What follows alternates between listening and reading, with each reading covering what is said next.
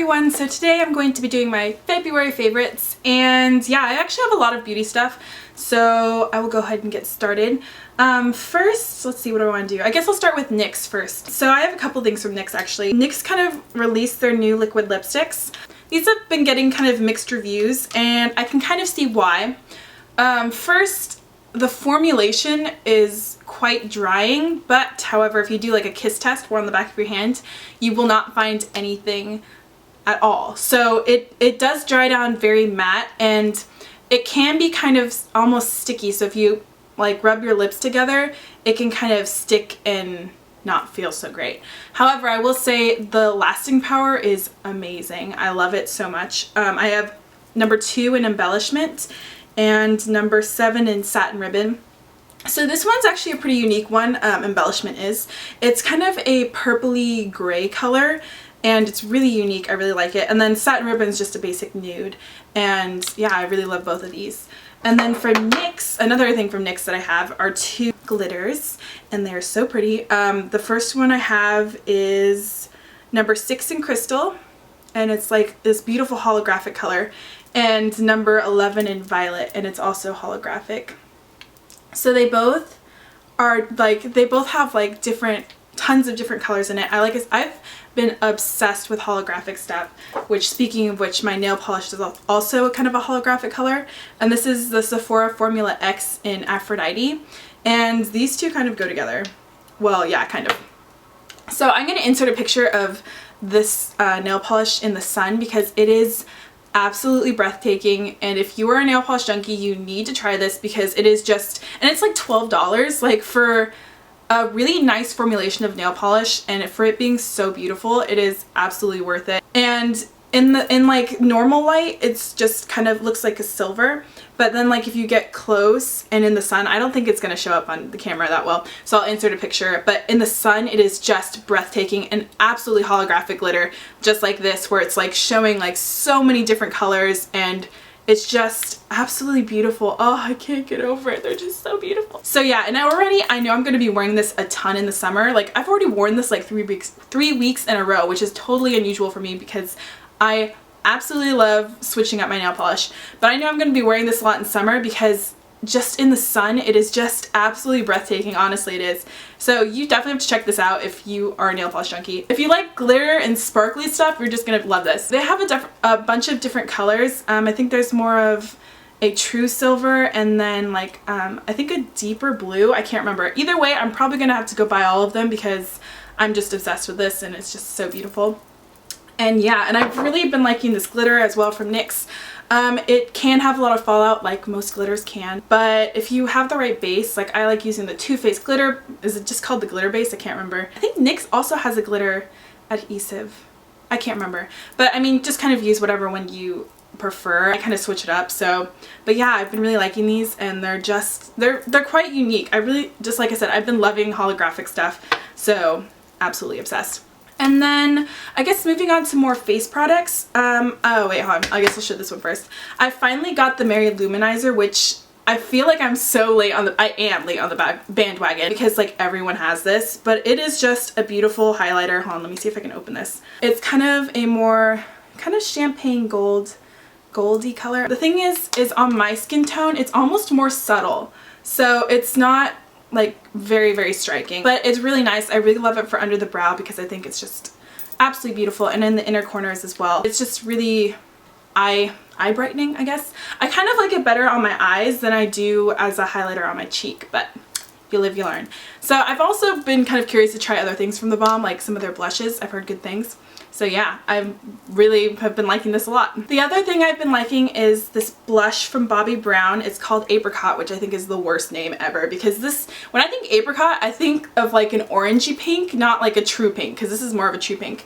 I am wearing it today, although I don't think it's gonna be, I didn't put on too much. So, but it brings out a really natural flush, and I like it because it's kind of, I really love deeper pinks and almost a purple blushes because I just do. And so this is kind of helping me transition into spring because it's more, even though it is still a pink blush, it's kind of I don't know, a light deep pink. I don't know how to describe it. Kind of like raspberry-y, I guess. But it is It is a pink, but it's on the darker side, but it's not to the purple side. Like I said, I think the name Apricot is just like, no, it doesn't look like an apricot to me at all. But it does bring out a really nice flush, and I just think it's really, I don't know, it's really nice, and it makes you look youthful, I guess. And I also like it a lot because it is very pigmented, so you don't need a lot of product to get a nice flush, and it's really blendable as well, so I've been really liking this.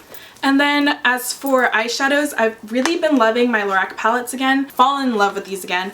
The thing with the Lorac 2 palette, I can't even speak, I don't use this one that much except for this one color right here, and I love it. It's called Buff, and quite literally I buff it onto my entire eyelid.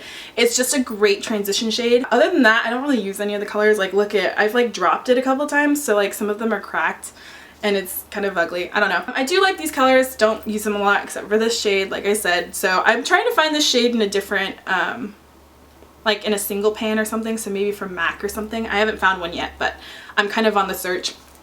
So I do like this one. I just don't use it as much except for that one shade. And then I the Lorac 1 palette. I love every single color. This is probably one of my most used palettes. It's absolutely beautiful. Right now I'm wearing Pewter, which is kind of a creamier version of Satin Taupe from MAC. And then I'm also wearing Deep Purple, and I really like it. It's nice because they kind of have different colors in them, so you can get a really nice purple smoky eye without having to use like 8 different colors. I love all the matte colors as well. So yeah, I've just been rediscovering this and just re-loving it all over again. And then finally, which is my foundation. This is a new foundation to me. It's from MAC. It's the Studio Waterweight foundation, and it's in NC25. I had to get a new foundation because since I live in Oregon and the sun hardly ever comes out, I have paled out quite a bit, so I had to get a new foundation, and I figured I might as well try a new one. I hate the packaging. Hate it. Look at how gross. Like, it's nasty, and it's a dropper. The thing I hate about it is the rim. Like, it loses so much product because you have to shake it, and oh god, I hate it. I hate it. Like, you can see well, you can't see because it's in a weird angle, but underneath the cap is so much foundation, and then it leaks, and then it gets like all over the cap, and and I've wasted so much product because it comes out and it stays out in the air, and then it's not good anymore.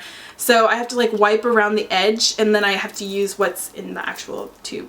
But yeah, hate the packaging, but I do like the foundation itself. It's I'd say it's probably medium to full coverage, but it is very lightweight, and it also has SPF 30 in it, so that's really nice, and it is a pretty good color match to me as well. So I have been liking it a lot, and it doesn't cover up my hyperpigmentation right here, which I could fix, but honestly half the time I can't be bothered. But it is pretty nice coverage, and I like it, and it's very lightweight, like I said. So yeah, I've been really liking this a lot, except for the packaging, like I said. And then finally, another thing I've been loving is kind of a random favorite. It was my birthday in the middle of this month, so I got some new bracelets from my mom, and I already had the starfish one. I don't know if you can see this really well. I already had the starfish one, but I got these 3 for my birthday. One's like a little Aquarius symbol, a little water droplet gem thing, and then I think this is called Aphrodite's flower. Yeah, that's what it says at least.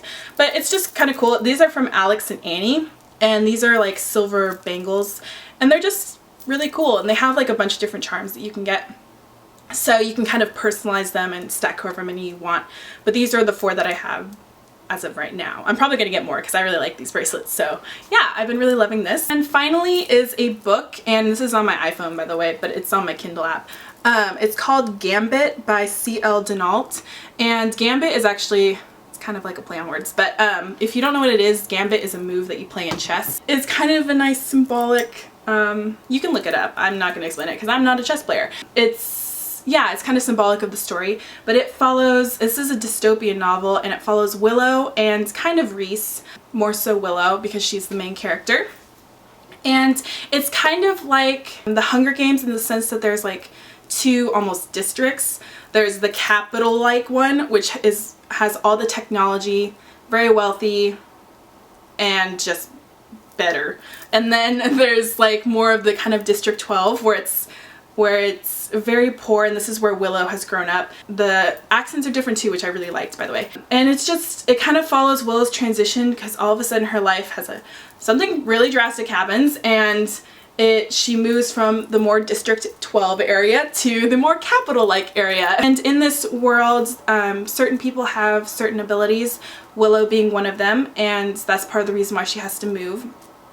And it's really great. I love the world building, the character development. I like seeing everyone's different abilities as we get into more of that world where she has to start interacting with new people and people who have abilities just like her. She's a little different where her ability is quite powerful. It doesn't end with a cliffhanger. It's more of a well-rounded ending, but there definitely is room for another book. So I'm hoping there will be, but who knows. So if you're interested in dystopian novels with a little bit of romance, then this is a really good one. I didn't think the description of the book on like Amazon and Goodreads did it justice. In fact, I think you should go read some of the reviews that other people have written because I feel like they're a lot better. And yeah, that's about it. So February was quite long for me, and I'm looking forward to March, mostly because that spring break is happening in March, so can't wait.